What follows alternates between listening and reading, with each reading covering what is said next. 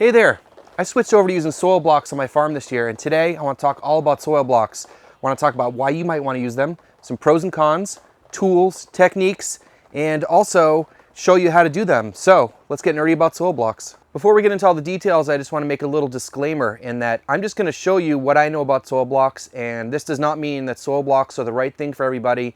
There's lots of different ways to start plants, and there's a lot of great farmers out there using a variety of techniques. So this is just what I've been doing with soil blocks, and I know there's been a lot of interest. People have been asking me, so happy to share. And one of the main reasons I wanted to switch to soil blocks this year was, I've been using these cell trays, which you guys probably know, and I was really kind of just using the 128s and the 72s. Those were kind of the sizes that I was using.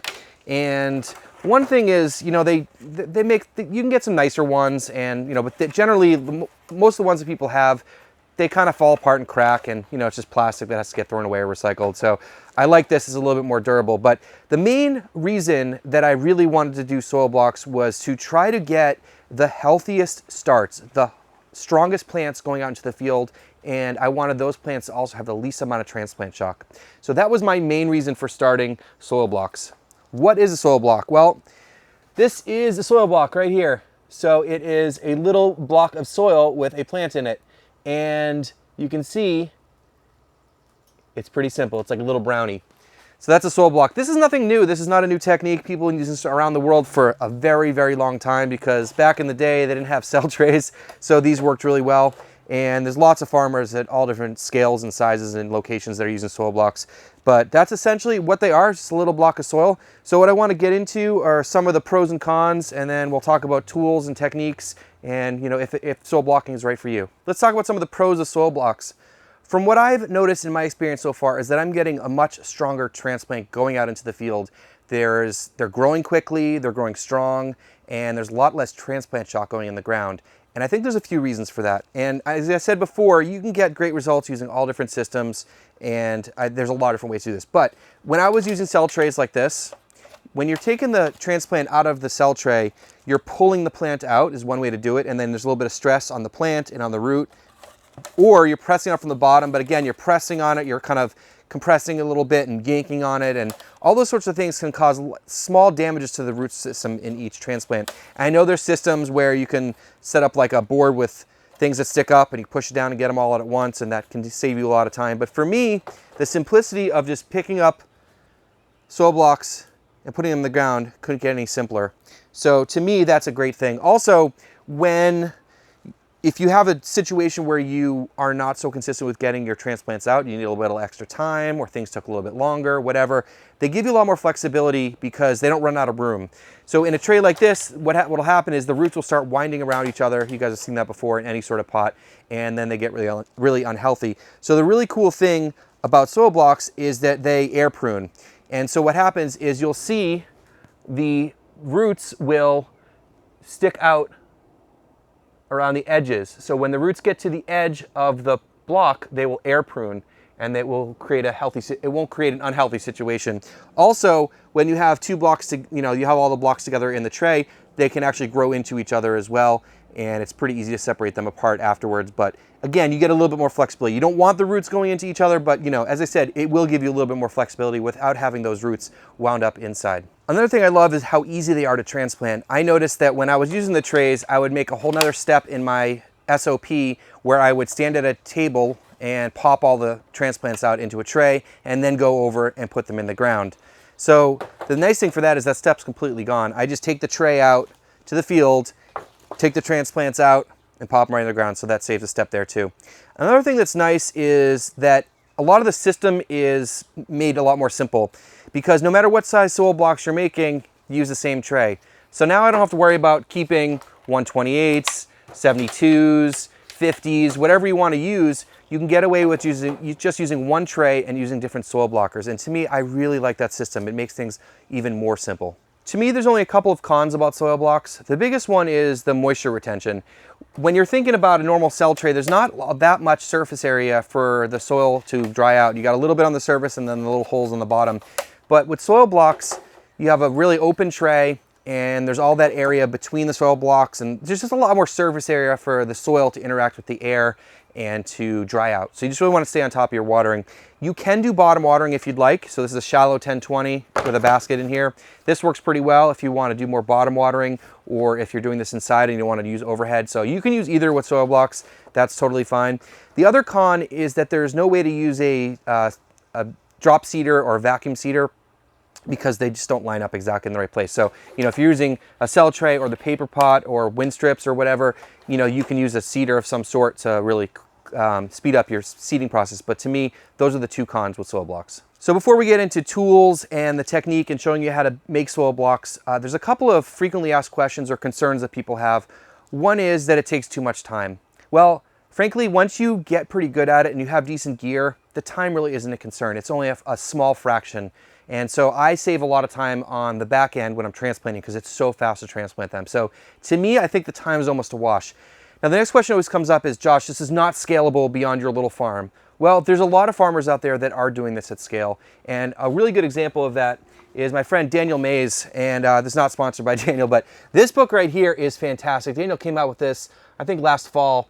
And I made a video about it, and I've interviewed Daniel a couple times on Growers Live. And in this book, he has a whole section about making soil blocks, and he's doing it for his, I think, 2.5 acre farm. So to me, if you want to do it, it is scalable. He's got a really nice, simple system. He talks about it in the book. I'll leave a link down below if you want to check out this book, but there's a lot of great stuff in here also that is not just about soil blocks if you're into this sort of no-till farming. So to me, those are really the two things that, that come up all the time. But I think in general, don't worry about that. If you want to get into soil blocks, get into soil blocks. One thing that's crucial in being successful with soil block making is having a really good soil mix. I've talked about this plenty of times. It's really important to have good soil mix, to have healthy transplants, and also having strong plants out in the field. It's something that's always worth investing in. Now, there are a lot of good soil mixes out there that will create good soil blocks and create healthy transplants. But I want to talk about one in particular today, which is Tilth Soil, and that's the sponsor for this video. Tilth is a really cool company. They're based out of Ohio, and what sets them apart is that they really try to create biologically active potting mix. And the way they do that is by collecting food waste across Ohio and creating their own compost, which goes into their potting mix along with a lot of other cool ingredients. I really recommend that you check them out. They're trying to expand into other markets right now, and you can order their soil line, but as you'd imagine, shipping soil is expensive. So if you're interested in trying to get their products, I'd reach out to your local retailer and have them contact Tilth and see if you know, they can get some samples in and set up an account. They'd be happy to work with you guys. And so I just want to thank them for sponsoring this channel and creating really good soil mix. And if you don't believe me, which hopefully you do, I have used it before, and that's what we'll be using today to make soil blocks. And it's also been compared against Vermont compost, if you've heard of that, and it's done really, really well in some comparisons too. Not by me, but by other people. So this is what I'll be using today. In addition to having some good potting soil, you're gonna need to have some gear, of course. So let's go through some of those things right now. First of all, you're gonna need some trays to put your soil blocks in.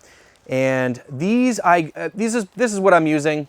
I got these from Johnny's. This is not sponsored by Johnny's, but this is what I got from them. And I'll leave links down below for everything I can think of here. These are 1020s. I like them because they're solid on the sides. They help with a little bit of moisture control. I've also used these. These are like daisy trays. I got these from Greenhouse Megastore before for something else, but they also work for soil blocks. So anything like this, you just don't want it solid on the bottom, because what'll happen is as the roots start to grow down, they'll grow out and then they'll mat. And so you don't want that. You want to have air circulating here so that they can air prune. That's the main idea there. Another thing is some sort of container to mix up your potting mix with water. I'm just using a big feed pan here. This is what Daniel recommended in his book, so that's what I'm using. It works pretty well. I might upgrade to something else, but for now this is working. It's sort of whatever you have around or what works, but something that's durable that you can beat up on pretty good. You need to be able to mix up the soil with some water to get the right moisture level, and I'll show you that in a little bit. So that you need something like that to mix it up in. And then the main star of the show here are going to be the soil block makers. And there's a couple. This one is awesome. This is a stand-up soil blocker. So this one is pretty cool. This one will do 35 1-inch blocks at a time. And so for me, that's fantastic because it takes 3 rounds to fill up a tray. So I can put 105 soil blocks in one tray. And I'm using the 1-inch blocks for things like lettuce, green onions, things I might want to be potting up which is great. And then I also bought a 2-inch blocker, which I really haven't used that much because most of the stuff I'm starting out as like lettuce and green onions, as you guys know if you've been watching my channel. But they make these in a variety of sizes, and they also make like a 4-inch blocker, and you could take the ones and pot them up. I would probably skip the super tiny one, I forget what it's called, but the 1-inch blocker is awesome. Like if you're doing lettuce and stuff like that, it's fantastic. This is a pricey item. I did get it from Johnny's, but I'll leave a link down below for that. And then I think you can get it off Amazon too, if you'd rather order from there. And I'll leave links, for, as I said, for all this stuff here. But this stand-up soil blocker, if you're really trying to do a lot of trays, is really beneficial. But this is like 200 and something bucks. These are like 30, 40 bucks. So these are a lot easier to, if you just want to get into it and try it, you can get some hand blocking done. You know, for whatever size that you want. So the nice thing is, as I said before, you can have one size tray and then have different soil blocks to get the different sizes. And that's pretty much all the gear. It's pretty simple. So let's get into making some soil blocks. So this is the Tilth Soil. It's fantastic. It really just has this awesome texture to it. And as I said, I have used it before and the results were fantastic. So yeah, just get in here, try to break it up a little bit. And then we're gonna add some water. And I think one of the trickiest parts about soil block making is getting the right moisture consistency. And really, it's not that hard. And if you mess up, not a big deal. You can figure it out pretty quickly. So what we're doing is just adding a bunch of water here, and then we're gonna mix it up. And I'll show you what it looks like.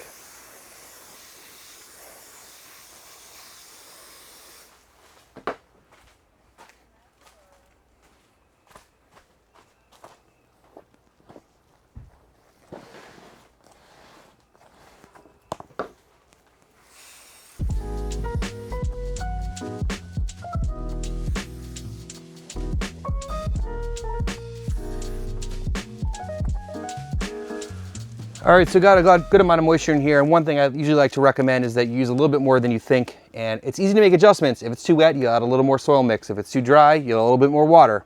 So one thing you're looking for is when you pick it up, it should feel pretty wet. And when you squeeze it, you should be able to get some drops out like that. This is pretty good. This might be a little bit on the wet side, but I think we can work with this. So this is what we're looking for.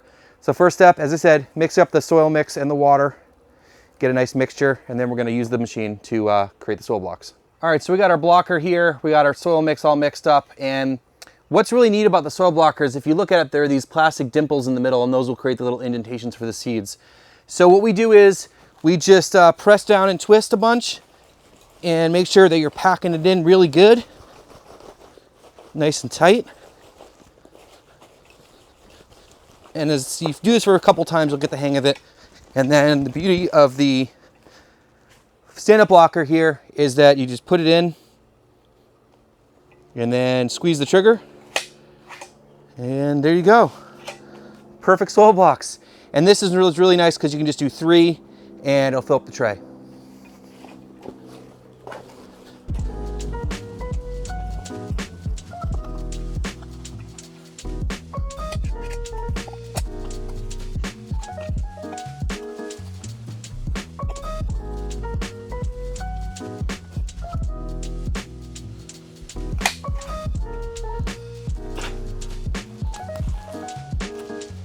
There you have it, a tray of soil blocks.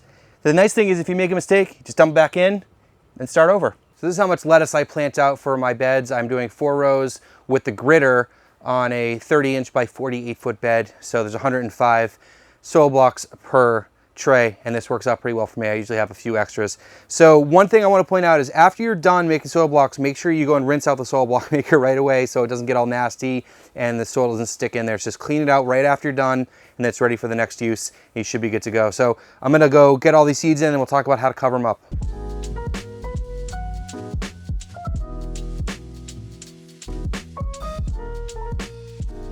Got these trays seeded out, super easy with the pelleted seed. And this is unrelated to this video, but people are gonna ask me, this is Salanova foundation mix. That's what I'm growing this year. Let me show you how to close these up, a few different options. One of the simplest ways to close these up is literally just take your fingers and pinch up the block on the top and you're good to go.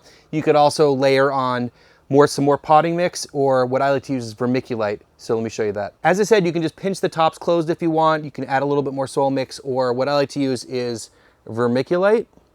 And I just sprinkle this on top. I get this at my local farm store, Country Farm and Home. I know you guys ask me all the time where I get everything from. I have to tell you guys. And then you just sprinkle this on top And what this is, I've been using this stuff for a while now. Sometimes I run out, I'll use just potting mix or I'll pinch them, but it's really nice because it just holds in the moisture really well. It's quick to apply. It's cheap and it doesn't go bad. And you know, as I said, it's a pretty small cost. It's something that I really like. So I just cover them all up and then water them in real lightly, and that's it for these trays. Well, that wraps up for soil block making today, and I have to say that I've 100% committed this season to using soil blocks for all of my starts. The only thing I'm not using it for is potting up some larger plants like peppers, and I put those into the larger like 3.5 inch pots because I already had them. But you could be using soil balls by just clumping soil together, or use that big soil block maker, but that's what I'm using. It's been working fine. And I have to say that I've really noticed a difference this year. And I'm not just saying that, but I've really noticed that my starts are much healthier. There's way less transplant shock. As you guys can see here, this is an interplanted bed of green onions and lettuce, and it looks awesome. This hasn't even been out in the ground for a week yet, and I did a video about interplanting. You guys should definitely check out this if you're interested in interplanting. But as I said, a lot less transplant shock, a lot healthier. And the day, right when I put them in the ground, and the next day they're standing straight up. I don't see them struggling at all, and they just start growing right away. So big fan of soil blocks. And if you guys are looking to try them, again, try maybe the hand blocker if you are interested. You can do the same thing. It just takes a little bit longer. And you know, give it a shot before investing in the larger one, or just go for it. You guys will probably love it if you're as nerdy about this stuff as I am. So again, keep in mind, good soil mix is important, and please go check out Tilth Soil, and really want to thank them for sponsoring this channel. Links down below. Hope you enjoyed this. Thank you so much for watching. Please hit subscribe if you're not already, and we'll see you in the next one.